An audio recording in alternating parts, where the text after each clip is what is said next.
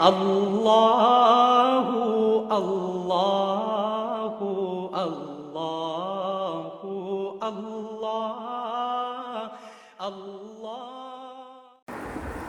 بسم اللہ الرحمن الرحیم۔ ہم اپنی پچھلی ویڈیو میں محترم مولانا مودودی رحمۃ اللہ علیہ کی کتاب تفہیم الاحادیث میں سے مکہ معظمہ اور خانہ کعبہ کی عظمت کے بارے میں مطالعہ کر رہے تھے، تفہیم الاحادیث کے باب کتاب الحج میں سے۔ آئیے اسی سلسلے کو آگے بڑھاتے ہیں۔ یہی خانہ کعبہ ہے جس کی کلید بردار عثمان بن طلحہ سے ایک مرتبہ رسول اللہ صلی اللہ علیہ وسلم نے کنجی مانگی تاکہ بیت اللہ میں داخل ہو کر عبادت کریں۔ اس نے نہ صرف یہ کہ انکار کیا بلکہ حضور صلی اللہ علیہ وسلم کے ساتھ سخت بد کلامی کی۔ آپ خاموشی کے ساتھ اس کی ساری سخت باتیں سنتے رہے اور پھر بڑی سنجیدگی کے ساتھ فرمایا، اے عثمان، تم دیکھ لو گے کہ ایک روز یہ کنجی میرے ہاتھ میں ہوگی اور مجھے اختیار ہوگا کہ جسے چاہوں اسے دوں۔ عثمان نے کہا، اگر ایسا ہوا تو وہ دن قریش کے لیے ہلاکت اور ذلت کا دن ہوگا۔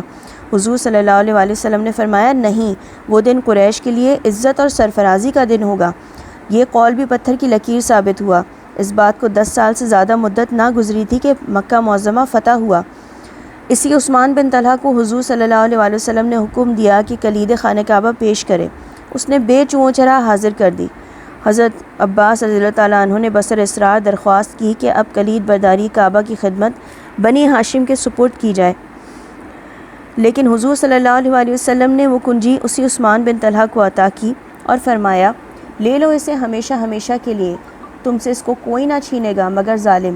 یہ ارشاد بھی پورا ہو کر رہا۔ آج تک اس گھر کا کلید بردار وہی خاندان چلا آ رہا ہے جسے فتح مکہ کے روز حضور صلی اللہ علیہ وسلم نے اس کی کنجی سپرد فرمائی تھی۔ یہی شہر مکہ ہے جس کے لوگوں سے حضور صلی اللہ علیہ وسلم نے اپنی دعوت کے ابتدائی زمانے میں فرمایا تھا کہ میں ایک ایسا کلمہ تمہارے سامنے پیش کر رہا ہوں جسے اگر تم مان لوگے تو عرب اور عجم سب اس کی بدولت تمہارے تابع فرمان ہو جائیں گے۔ قریش کے لوگوں نے اس وقت اس کو جھوٹ سمجھا تھا۔ وہ اس کے برعکس اپنی جگہ یہ سمجھ رہے تھے کہ اس کلمے کو ہم نے قبول کر لیا تو تمام عرب ہم پر ٹوٹ پڑے گا اور ہماری ریاست تو کیا ہمارا وجود بھی یہاں باقی نہ رہ سکے گا۔ وہ کہتے تھے کہ اگر ہم تمہارے ساتھ اس ہدایت کی پیروی اختیار کر لیں تو اپنی جگہ سے اچک لیے جائیں گے۔ لیکن اللہ کے رسول کی زبان مبارک سے جو کچھ نکلا تھا وہ لفظ بلفظ پورا ہو کر رہا۔ قریش کے جن لوگوں نے حضور صلی اللہ علیہ وسلم کی بات اپنے کانوں سے سنی تھی، انہوں نے اپنی آنکھوں سے دیکھ لیا کہ چند سال کے اندر عرب اور عجم سب خلافت اسلامیہ کے تابع فرمان ہو گئے اور قریشی کے خلفاء اس عظیم الشان سلطنت کے فرما روا ہوئے۔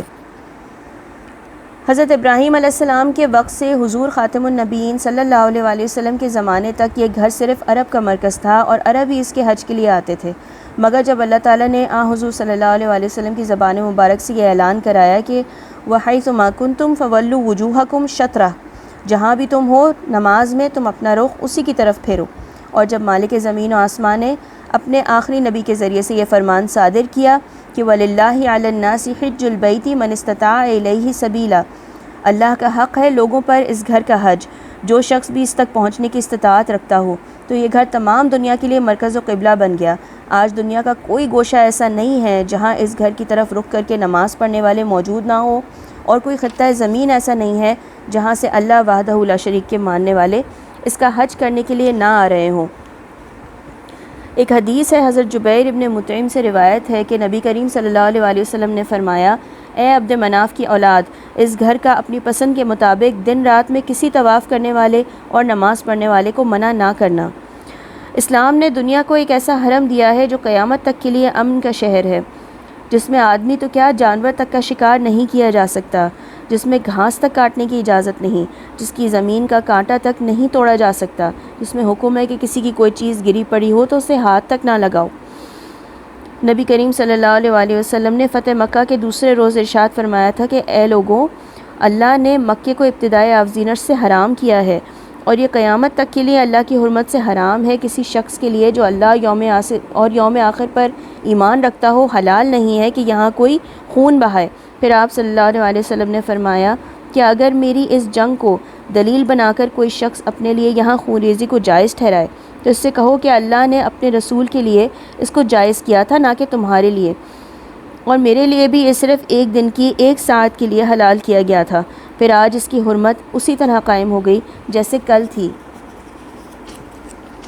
فقہائے اسلام کے ایک گروہ نے مکے کی سرزمین پر کسی کے حق ملکیت کو تسلیم نہیں کیا۔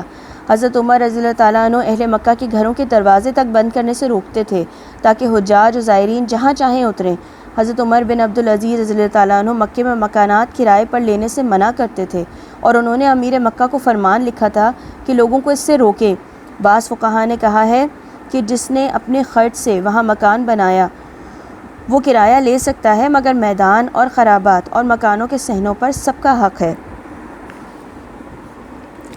اگر ہم غور کریں تو اللہ تعالیٰ نے ہم پر کوئی عبادت ایسی فرض نہیں فرمائی ہے جس میں بے شمار روحانی، اخلاقی، اجتماعی، تمدنی اور مادی فوائد نہ ہوں۔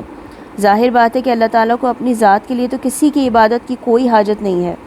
اس نے جو عبادت بھی بندوں پر فرض کی ہے وہ خود بندوں ہی کی بھلائی کے لیے ہے۔ اس پہ آئندہ انشاءاللہ اپنی نیکسٹ ویڈیو میں مزید بات کریں گے، اس کو انشاءاللہ مزید سمجھنے کی اور کوشش کریں گے۔ السلام علیکم ورحمۃ اللہ۔